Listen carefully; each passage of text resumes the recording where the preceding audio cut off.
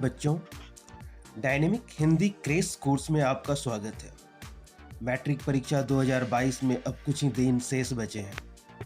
हमें उम्मीद और पूर्ण विश्वास है कि आपकी तैयारी अच्छी चल रही होगी। अक्सर ऐसा देखा जाता है कि साइंस और मैथ की तैयारी में हम इतने व्यस्त हो जाते हैं कि अन्य पेपर के लिए उतना समय ही नहीं निकाल पाते हैं। अगर आपके साथ भी कुछ ऐसा ही है तो आप अपने हिंदी विषय का टेंशन आज से बिल्कुल भी छोड़ दें। मैं आपको अगले 1 माह में 20 वीडियो के माध्यम से आपकी हिंदी की तैयारी बेहतर तरीके से पूरा करने का वादा करता हूं। तो आप बिना देर किए हमारे चैनल को सब्सक्राइब कर दें और नोटिफिकेशन बटन को दबा दें, जिससे आपको वीडियो का नोटिफिकेशन तुरंत प्राप्त हो सके। डायनेमिक हिंदी क्रेश कोर्स क्यों खास है? हिंदी को अधिकांश छात्र छात्राएं हल्के में लेते हैं और यह भी सच है कि बहुत कम छात्र हिंदी में फेल करते हैं, और उससे भी बड़ा सच यह है कि बहुत कम छात्रों को हिंदी में 45 अंक या इससे ज़्यादा प्राप्त होता है। फिर हम तरह तरह की बातें करने लगते हैं, मसलन हिंदी में नंबर कम उठता है, हिंदी विषय में कितना भी बढ़िया लिखो नंबर कट जाता है, हिंदी स्कोरिंग सब्जेक्ट नहीं है, आदि आदि। आइए सबसे पहले हम बिहार बोर्ड द्वारा आयोजित मैट्रिक परीक्षा 2022 के एग्जाम के हिंदी प्रश्न के पैटर्न को समझते हैं। हिंदी परीक्षा में कुल 100 अंकों का प्रश्न होता है। इसके लिए हमें 3 घंटा का समय मिलता है और प्रश्नों को पढ़ने के लिए 15 मिनट का अतिरिक्त समय मिलता है।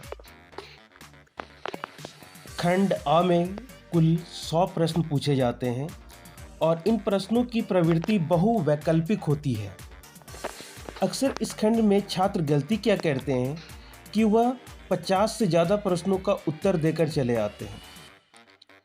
ऐसे में आपके प्रथम 50 प्रश्नों का उत्तर जांच होता है और इसके बाद आपने कितना सही या कितना गलत बनाया, इससे आपके परीक्षा परिणाम पर कोई असर नहीं होता है। ऐसे में मेरी तमाम छात्र छात्राओं से सलाह है कि आप 100 में सिर्फ 50 प्रश्नों का सही उत्तर दें और 50 से ज़्यादा प्रश्नों का उत्तर देने का गलती बिल्कुल भी नहीं करें।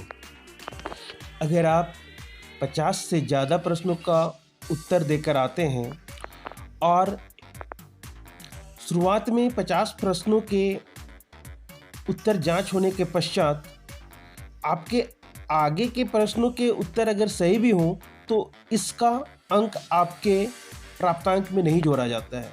इसलिए किसी भी सूरत में 50 से ज़्यादा प्रश्नों का जवाब देने की गलती नहीं करना है। खंड ख में आपसे कुल 50 अंकों के प्रश्न पूछे जाते हैं।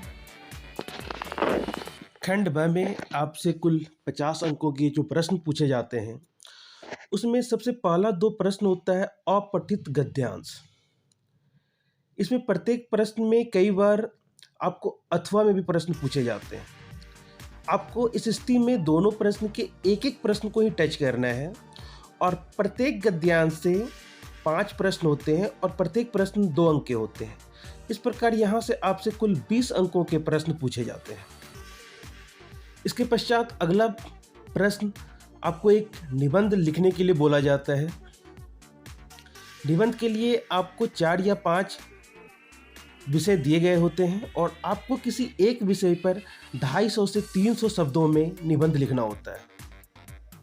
इसके पश्चात 5 अंकों का एक प्रश्न होता है जिसमें पत्र लेखन अथवा संवाद लेखन अथवा आवेदन लेखन का प्रश्न होता है। इसके पश्चात 5 अंकों के 2 प्रश्न आपके पाठ्य पुस्तक से पूछे जाते हैं और कई बार 2 अंकों के 5 प्रश्न भी आपके पाठ्य पुस्तक से पूछे जा सकते हैं। और शेष 5 अंक के लिए आपको भावार्थ, आशय लेखन, व्याख्या आदि से संबंधित प्रश्न पूछे जा सकते हैं। तो इस प्रकार आपका जो हिंदी का जो परीक्षा का पैटर्न है वो खंड अ और ब का मैंने विस्तार से चर्चा यहाँ पर कर दिया है। अक्सर कई छात्रों के द्वारा पूछा जाता है कि हमारा हिंदी बहुत ज़्यादा अच्छा होना क्या बहुत ज़रूरी है?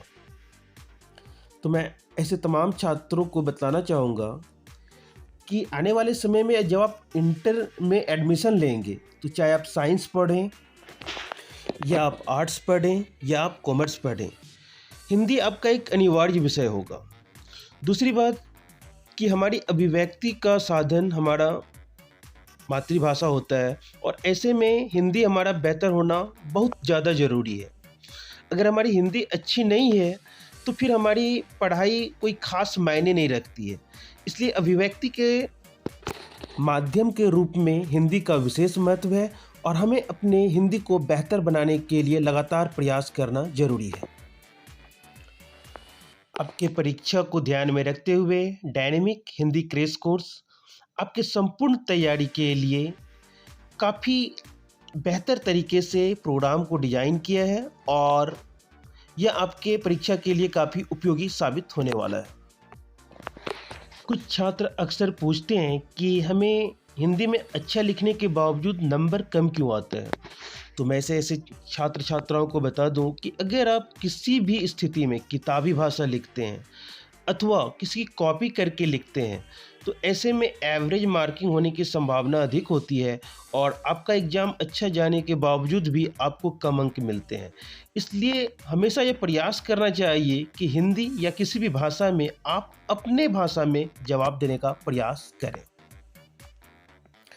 आज आपका पहला दिन है और मेरी तबीयत भी बहुत अच्छी नहीं है, लेकिन आने वाले समय में मैं आपको सबसे पहले आपके सिलेबस के बारे में विस्तार से बताऊंगा, और फिर मैं उन रणनीतियों के बारे में आपसे बात करूंगा जिसे अपनाकर आप हिंदी में कम समय में अधिक से अधिक अंक प्राप्त कर सकते हैं। तो आप लगातार हमारे चैनल पर बने रहें और इस चैनल को हर हाल में सब्सक्राइब कर लें। धन्यवाद।